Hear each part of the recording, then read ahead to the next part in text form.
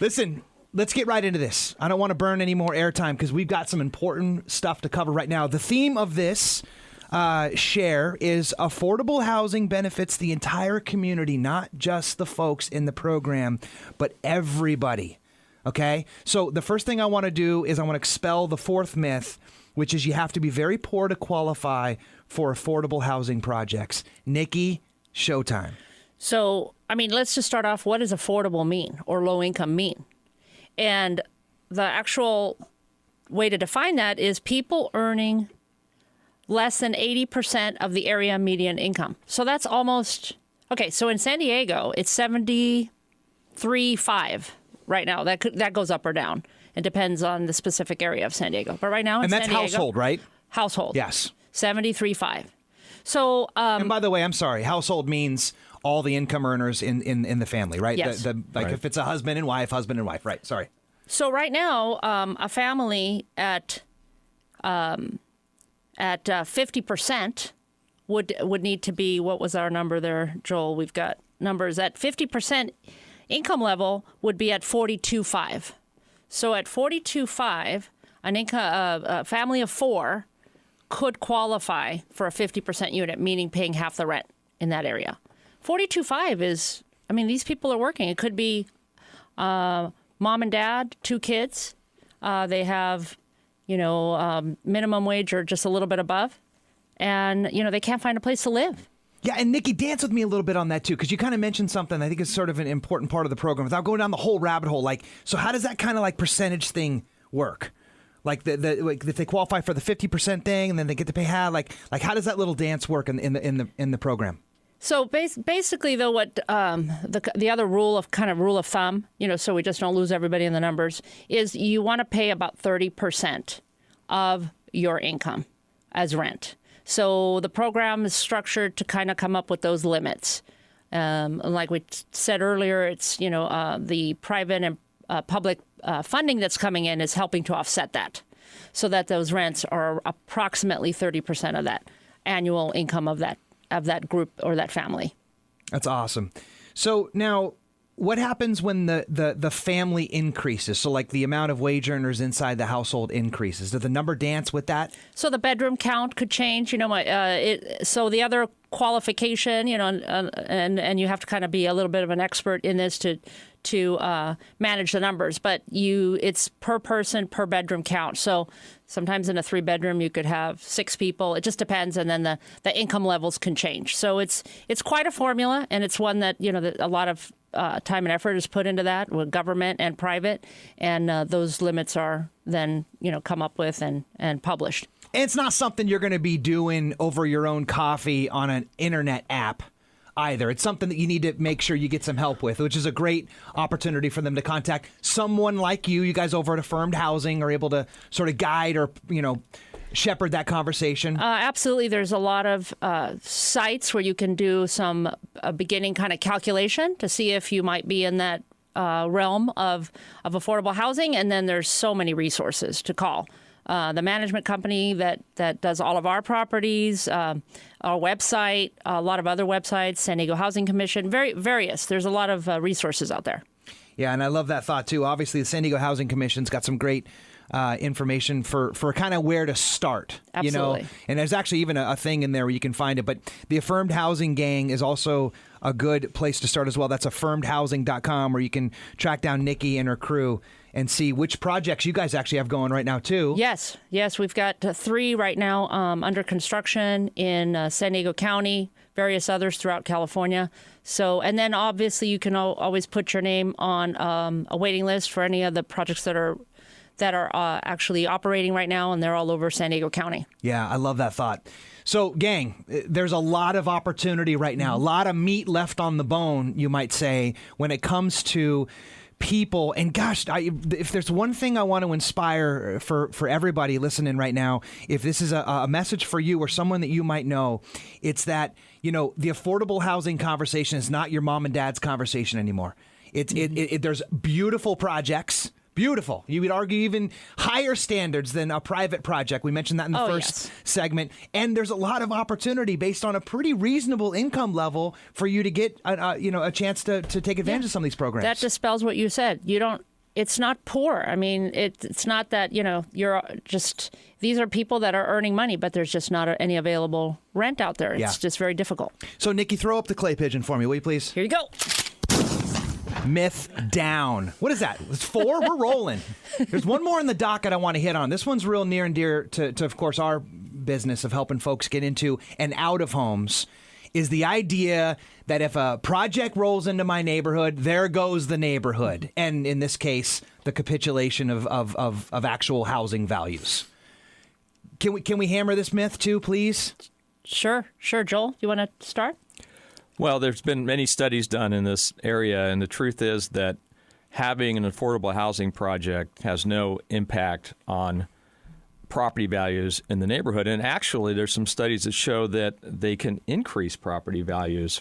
For example, a lot of times projects like this are built in blighted neighborhoods because there's maybe a local government agency, redevelopment agency that wants to clean up a blighted area. So they'll bring in an affordable housing developer to partner with them, put some apartments or other affordable units in an area where before there were some, old commercial buildings, beat up old shopping centers and whatever that are actually dragging down property values. And what they found is that when you start putting new construction in and bringing in families to live in them, it enhances the property values of all the other homes in the area. Nicki could tell you that a firm just did a project up in Vista on Santa Fe Drive, I believe, in an area close to downtown, but it was definitely a very ugly, depressed, blighted neighborhood. And they have a beautiful project there now, and it's really enhancing the value of other properties. Other in the businesses are coming in. It's a beautiful streetscape. Beautiful. It's changed the whole aspect of that whole area. Just because what? Because it's a shot in the arm? It's momentum? It's a beautiful looking building? Like, what do you think? Like, if you had to kind of smoke out the truth about that, what do you think that has to do with? Well, you bring in families, they're going to live there. They're going to be going to the supermarket. They're going to be going to shopping malls to buy things. So they're bringing income into the area that they're going to spend on local products and whatever. So that's going to help local businesses. The area is looking more attractive, so it's more attractive for people to move there with their families. There's going to be less crime because now you have people who are qualified living there instead of people living basically in slums, and it enhances the whole neighborhood. Yeah, I love that thought. And something that comes up for me is this is probably something like if we can finally actually I'll throw the clay pigeon up for that one. So that's 5 myths in and 5 myths down, gang. So the one thing that I'd love to suggest would be that do we need a little bit of help from our folks over in Sacramento in this capacity? Like is the funding going up or is the funding flat or is the funding going away? It's so difficult to get funding. 4 or 5 years ago, was it, Joel? We had the redevelopment agencies go away. So there was a bill, Governor Brown just said, no, out. So there's no more funding for cities. So it's very difficult to find ways to finance these projects, which are very, very needed.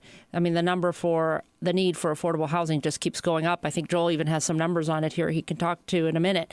But yeah, we have to talk to Sacramento. We even have to talk to Washington, but on a local level, absolutely Sacramento. Your local assembly people, everyone, mayors. So it's something we've got to make sure we. Yeah, and that's my thought is that before it ever gets to Washington, it has to get to Sacramento. Before it gets to Sacramento, it has to get through San Diego. Before it gets through San Diego, it has to get through the neighborhood. Absolutely. And people need to understand that these 5 things aren't actually true. And as soon as they can rally around that, they might actually be, campaigning for them a little bit, right? Sure. So Joel, what do you think about that? Like, do you feel like there is something that somebody can do to help sort of move that needle? Absolutely. What we need to do is get the state to get back involved in helping provide the financing for low-income housing. For example, Nicki was talking about the fact that during the budget crisis that California had 4 or 5 years ago, Governor Brown decided to abolish redevelopment agencies to free up some of the money they have to pay for the state budget deficit. Okay. What people didn't know is that I think about 25% of the money that redevelopment agencies bring in was dedicated to affordable housing. And in fact, a firm did several projects in downtown San Diego, beautiful projects that were partially funded by the San Diego Redevelopment Agency. For example, they did a It's about 220 unit, 23-story project downtown that originally was going to be built as condominiums, ended up turning it into a beautiful affordable housing project. That was financed in part by $30 million from the San Diego Redevelopment Agency. And right now that well's dry. That agency no longer exists. It's gone. Right. It's gone. So is that the message? And if that's the message, who do we direct that message to? So we need, what's the program called again exactly?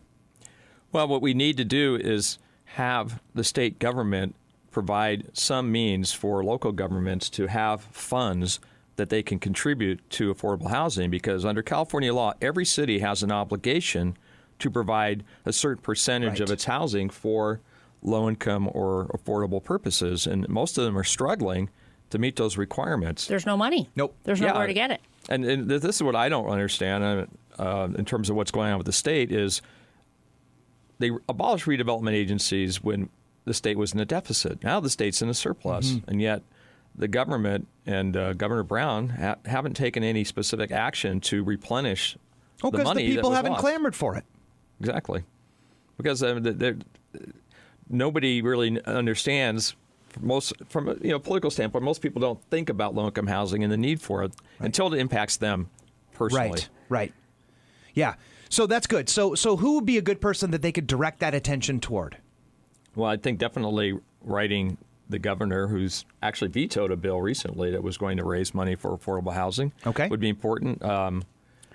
Some of the local legislators here would be people you'd want to talk to. I know Tony Atkins, who is in the state assembly representing part of San Diego, is very active in affordable housing. She's definitely one of our advocates, but go to the ones that aren't our advocates and just make sure we tell them we have a need.